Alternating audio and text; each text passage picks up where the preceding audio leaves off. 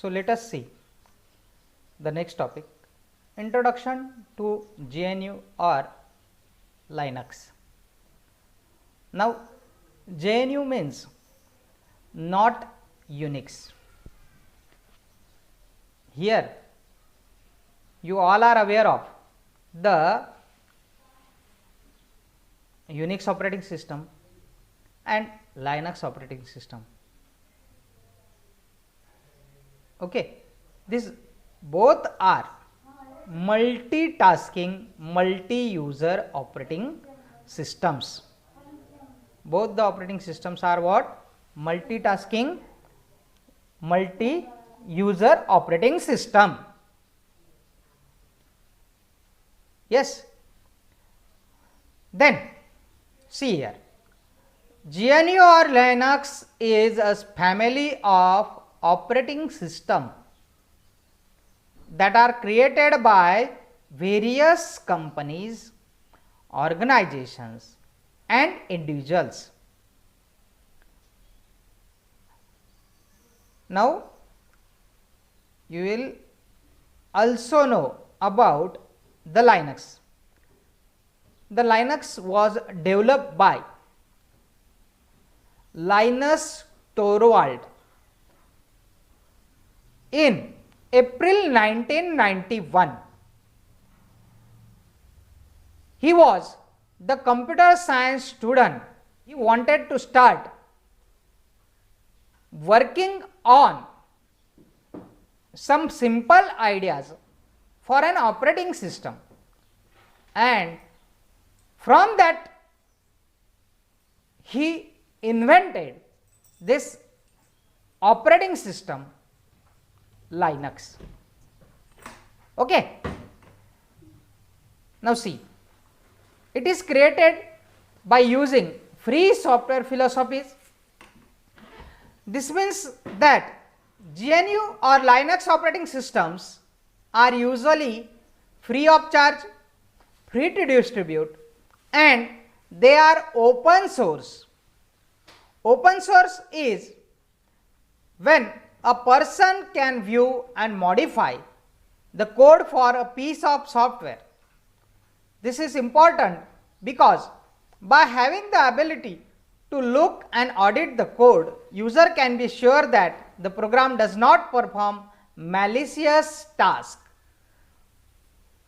Malicious task means here there is no problem of viruses. Viruses cannot be entered here in Linux operating system. You all are aware of the another operating system called as Windows operating system.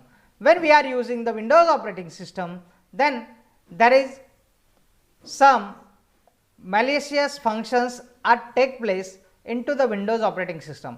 एक लक्ष द्या, Windows operating system आपण जेव्हा use करतो त्यावेळी Windows operating systems मध्ये आपल्याला viruses spread होण्याचा जो धोका आहे तो धोका लायनक्स ऑपरेटिंग सिस्टम मध्ये नसतो. तुम्ही अँटीव्हायरस जरी वापरत असले तरी सुद्धा विंडोज ऑपरेटिंग सिस्टम मध्ये तुम्हाला काय बघायला मिळेल की व्हायरसेस हे स्प्रेड होतातच, बरोबर. आणि तेच जेव्हा आपण लायनक्स ऑपरेटिंग सिस्टम वापरतोय तेव्हा ते बघायला मिळत नाही. Okay. Then see, it also allows the user to program their own features or fix problems and help the developer. जसं मी तुम्हाला थोड्या वेळापूर्वी सांगितलं होतं की ओपन सोर्स ऑपरेटिंग सिस्टम मध्ये यूजर स्वतः त्या ऑपरेटिंग सिस्टमचा सोर्स कोड हा चेंज करू शकतोय, त्याचे जे इश्यूज असतील ते इश्यूज सॉल्व करू शकतोय. त्याचबरोबर डेव्हलपरला मदत करण्याचं काम देखील हे एंड युजरला करता येते.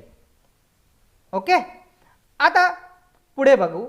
दिस results in higher quality code and more secure programs.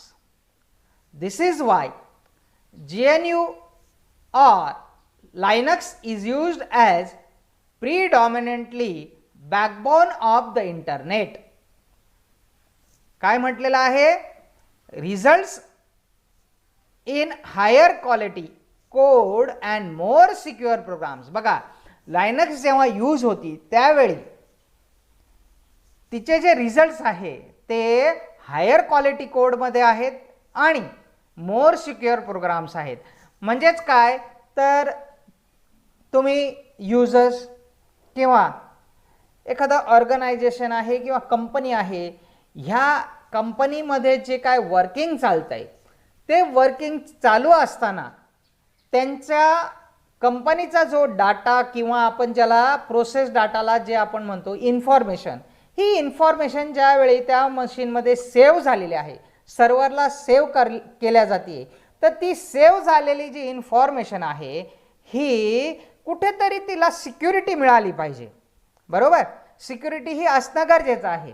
मग लायनक्समध्ये सिक्युरिटी ही स्ट्रॉंग आहे आणि आपण जर अदर ऑपरेटिंग सिस्टम यूज करत असो तर तिथे सिक्युरिटी ब्रेक करण्याचे चान्सेस असतात. तुम्ही हॅकर्स हे ऐकून असाल.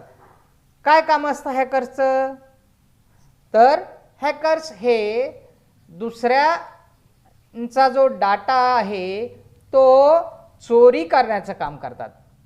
बरोबर, कुठलंही ऑर्गनायझेशन असेल, कंपनी असेल, तर त्या ठिकाणचा जो इन्फॉर्मेशन आहे ती हॅक करणे आणि ती कुणाला तरी प्रोव्हाइड करणे, हे काम हॅकर्सचं असतं. मग ह्या गोष्टींचा जो धोका आहे तो धोका आपल्याला लायनक्स ऑपरेटिंग सिस्टममध्ये बघायला मिळत नाही. मला वाटतं आता हे समजायला पाहिजे तुम्हाला. बरोबर, आता पुढे बघा.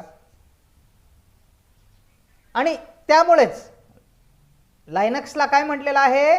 बॅकबोन ऑफ द इंटरनेट म्हणलेलं आहे. आता आपण जेव्हा घरात काम करतो, आपलं सिंगल मशीन असतं, सिंगल मशीनमध्ये तुम्ही इंटरनेट सर्फिंग करा, अडचण आपल्याला नसते. परंतु जेव्हा कंपनीजमध्ये वर्किंग होतं आहे तर ते वर्किंग होत असताना तिथे जास्त मशीन्स असतात आणि ज्या ठिकाणी जास्त मशीन्स आहेत त्या ठिकाणी इन्फॉर्मेशन शेअरिंग केली जाते. आता इन्फॉर्मेशन शेअरिंग करताना ती इन्फॉर्मेशन ज्या ठिकाणी शेअर केली जाते त्या ठिकाणापर्यंत जाण्याकरिता तिथे लायनक्स ऑपरेटिंग सिस्टमचा वापर हा केला जातो. कारण काय तर जी इन्फॉर्मेशन शेअर होणार आहे ती इन्फॉर्मेशन शेअर झाल्यानंतर ज्या प्लेसला ती स्टोअर केली जाणार आहे ते प्लेस एक सिक्युअर प्लेस असावं. त्या प्लेसला एकदा डाटा किंवा इन्फॉर्मेशन ही सेव्ह झाली की ती बाहेर जाऊ नये. बरोबर, ती ॲक्युरेट प्लेस जे आहे त्या ठिकाणी सेव्ह व्हावी, सिक्युअर राहावी. त्यासाठी लायनक्स ऑपरेटिंग सिस्टम ही जास्त प्रमाणात वापरली जाते. होम पी सीला तशी अडचण नसते कारण आपल्याला शेअरिंग करायचं नाही. परंतु ऑर्गनायझेशन्स असतील किंवा कंपनीज असतील तर तिथं मात्र शेअरिंग हे मोठ्या प्रमाणात होत असतं आणि म्हणून सिक्युरिटी पर्पजफुली अशा ठिकाणी तुम्ही बघितलं असेल तर त्या ठिकाणी लायनक्स ऑपरेटिंग सिस्टमचा वापर हा जास्त प्रमाणात केला जातो. Most websites that users visit runs on GNU or Linux. In fact, as of 2018, all the world's fastest 500 computers run Linux. जगातील 500 पेक्षा जास्त कम्प्युटर्स हे फास्टेस्ट कम्प्युटर्स जे आहेत हे लायनक्स ऑपरेटिंग सिस्टमवरती वर्क करतात. आणि कधीचा आकडा सांगितला आहे हा 2018. Okay, then see the next one. Ubuntu is one of the most popular GNU or Linux distribution. There are two main ways to interact with the computer. The GUI. आता GUI म्हणजे काय तर graphical user interface and the CLI command line interface. आता बघा, graphical user interface आणि second command line interface. आता यामध्ये तुम्ही परत एकदा लक्ष द्यायचं आहे. याच्यापूर्वी आपण डॉस ऑपरेटिंग सिस्टम बघितला, बरोबर. आता डॉस म्हणजे काय, तर disk operating system. It is character user interface. DOS ही काय आहे, कॅरेक्टर युजर इंटरफेस. आणि विंडोज ही काय आहे, ग्राफिकल युजर इंटरफेस. आता जसं विंडोज ग्राफिकल युजर इंटरफेस आहे त्याचप्रमाणे लायनक्स ही देखील काय आहे, ग्राफिकल युजर इंटरफेस आहे. परंतु लायनक्स ही तुम्ही दोन प्रकारे इंटरॅक्ट करू शकता. लायनक्स वरती तुम्ही काय करू शकता, हे दोन प्रकारे इंटरॅक्ट करू शकता. एक ग्राफिकल युजर इंटरफेस अँड दुसरा कमांड लाईन इंटरफेस. आता हा जो कमांड लाईन इंटरफेस आहे, हा कमांड लाईन इंटरफेस म्हणजेच थोडक्यात काय, तर जे आपण क्लोज सोर्स ऑपरेटिंग सिस्टम मध्ये बघितलं होतं की डॉस ही कमांड लाईन आहे, बरोबर, जिला आपण कॅरेक्टर युजर इंटरफेस म्हणतो.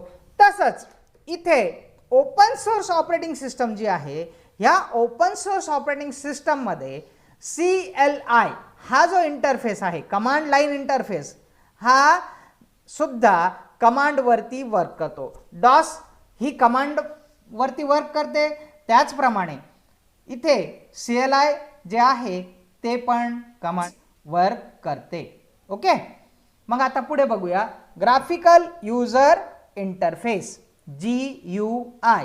मग एक लक्षात घ्या, तुम्हाला परीक्षेमध्ये प्रश्न असतो, fill in the blank. GUI stands for, shortcut दिलेला असतो आणि त्याचा फुल फॉर्म तुम्हाला विचारलेला असतो. First question fill in the blank मध्ये. मग GUI म्हणजेच काय, तर GUI is graphical user interface. आणि त्याचप्रमाणे CLI कमांड लाईन इंटरफेस. हे दोन्हीही तुम्हाला लक्षात ठेवायचे आहेत. यांचे फुल फॉर्म हे लक्षात राहू द्या. हे तुम्हाला ट्रू फॉल्स मध्ये सुद्धा विचारलं जाऊ शकतं की CLI stands for command line interface. तुम्हाला माहित पाहिजे, yes it is command line interface. मग तुम्ही तिथे ट्रू म्हणायचं आहे, बरोबर. आणि तेच जर तुम्हाला फिल इन द ब्लँक मध्ये आलं तर तिथं फक्त CLI स्टँड्स फॉर विचारलं जाईल. ओके, मग आता लक्ष द्या, ग्राफिकल युजर इंटरफेस.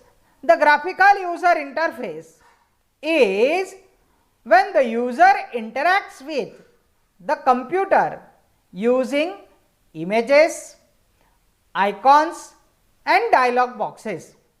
आता लक्ष द्या, ग्राफिकल युजर इंटरफेस म्हणजे काय, तर ज्या इंटरफेस वरती युजर्स हा इमेजेस, आयकॉन्स आणि डायलॉग बॉक्स यांच्या सोबत इंटरॅक्ट करतोय, तर त्याला काय म्हणायचं आहे, ग्राफिकल युजर इंटरफेस.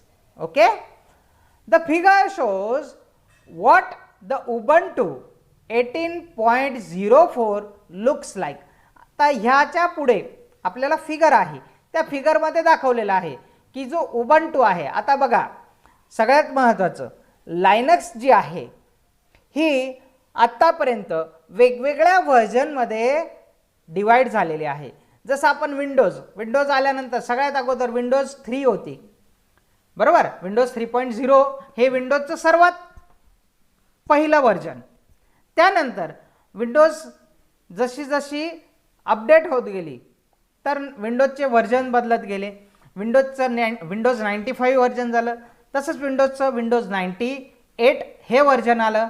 त्यानंतर विंडोज 2000 हे व्हर्जन आलं आणि ॲट द इयर 2000 विंडोजचं विंडोज ME मिलेनियम एडिशन ह्या नावाचं पण एक व्हर्जन येऊन गेलं. त्यानंतर विंडोज XP हे व्हर्जन आलं. विंडोज XP मध्ये विंडोज XPचे service pack 1, service pack 2, service pack 3 असे वेगवेगळे व्हर्जन्स हे मार्केटमध्ये येऊन गेले. त्यानंतर विंडोज व्हिस्टा, विंडोज 7, विंडोज 8 आणि nowadays we are using Windows 10 असे हे विंडोजचे वेगवेगळे व्हर्जन्स आहेत. मग त्याचप्रमाणे जी लायनक्स आहे या लायनक्सचे देखील वेगवेगळे व्हर्जन्स हे आत्तापर्यंत होऊन गेलेले आहे. त्यातील हा एक प्रकार उबंटू. आता उबंटू त्यानंतर Debian, Gentoo, Linux Mint, Red Hat Enterprise Linux, Fedora असे लायनक्सचे वेगवेगळे जे व्हर्जन्स आहे ते आतापर्यंत आपण बघितलेले आहेत. बरोबर. मग आता पुढे बघा, this is GNU called GNOM. This is GNOM. हे काय आहेत? GNOM. आता GNOM म्हणजे काय? GNU ऑलरेडी तुम्हाला माहिती आहे, नॉट अ युनिक्स आणि नॉम network object model environment. Network object model environment. There are a lot of GUIs or it is called as desktop environment that user can install, but this is the default. Okay. आणि मग त्याच्यानंतर आता बघूया आपण ती figure जी तुम्हाला सांगितलं आहे. तर बघा इथं डेस्कटॉप एन्व्हायरमेंट आहे उबंटूचा. आता तुम्हाला विंडोजचा जो एन्व्हायरमेंट आहे, विंडोजचा जो डेस्कटॉप दिसतो तो माहीत आहे. विंडोजच्या डेस्कटॉपवरती जनरली आपल्याला ह्या ठिकाणी माय कम्प्युटर, माय डॉक्युमेंट्स, रिसायकल बिन हे सर्व दिसतात आयकॉन स्वरूपात. बरोबर. आता तेच विंडोजचा लोक आणि उबंटूचा लोक याच्यामध्ये काय आहे? थोडा फरक आहे. मग इथे बघा, दिस आर द ॲक्टिव्हिटी पॅनल. हा जो आहे हा ॲक्टिव्हिटीज असलेला पॅनल आहे. आता यामध्ये तुम्हाला वेगवेगळे जे आयकॉन आहेत ते बघायला मिळतील. त्यानंतर इथे डॉक, इथे ॲप मेनू, इथे जे आहे हे काय आहेत? ॲप मेनू आहे. त्यानंतर सेंटरला इथे क्लॉक आणि कॅलेंडर आणि नोटिफिकेशन्स हे आपल्याला बघायला मिळत आहे. आणि हा इथे जो आहे हा आहे सिस्टम मेनू. हा जो आहे हा काय आहे? System menu. बरोबर. तर this is called as desktop environment of Ubuntu 18.04. Okay. आता हे उबंटूमध्ये पण व्हर्जन जे आहे 18.04 त्याचा हा डेस्कटॉप एन्व्हायरमेंट आहे. बरोबर. आणि त्यानंतर आता पुढे बघूया command line interface CLI. The command line interface is when user interacts with computer using text. लक्षात घ्या, याच्या अगोदर आपण ग्राफिकल यूजर इंटरफेस बघितला. ग्राफिकल यूजर इंटरफेस मध्ये काय होतं की यूजर इंटरॅक्ट्स विथ इमेजेस, ग्राफिक्स, बरोबर, व्हिडिओज एटसेट्रा. आणि CLI मध्ये यूजर इंटरॅक्ट्स विथ द टेक्स्ट. इथे फक्त कशाशी इंटरॅक्ट करायचं आहे? टेक्स्ट जे आहेत त्यांच्याशी. हा जो टेक्स्ट आहे या टेक्स्ट सोबत फक्त युजरला काय करायचं आहे? इंटरॅक्ट करायचं आहे. म्हणजेच कमांड लाईनमध्ये दिली जाणारी जी माहिती आहे, कम्प्युटरला जे काय आपण इनपुट देणार आहे ते इनपुट आपण फक्त टेक्स्टच्या फॉर्मॅटमध्ये देणार आहे, कॅरेक्टरच्या फॉर्मॅटमध्ये देणार आहे. त्या व्यतिरिक्त आपल्याला यामध्ये इमेजेसचा वापर करता येणार नाही. बरोबर. ऑडिओचा, व्हिडिओचा वापर करता येणार नाही. तिथे तुम्हाला फक्त टेक्स्ट एंट्री करायची आहे आणि त्या टेक्स्टला आपण म्हणतो कमांड्स. त्याला काय म्हणतो? Commands. This is done by typing commands into a terminal. आता टर्मिनल म्हणजे काय? तर तुमचा जो मॉनिटर आहे त्या मॉनिटरला म्हणायचं आहे terminal. Okay. The default CLI on Ubuntu 18.04 is called bash. आता तुम्हाला याच्यावर देखील एक प्रश्न असू शकतो. The default CLI on Ubuntu 18.04 is called as dash dash dash. So you know that it is called as bash, BASH. हे लक्षात ठेवायचं आहे. Okay. Now see, it is command processor that runs in a text window where the user types commands that causes actions.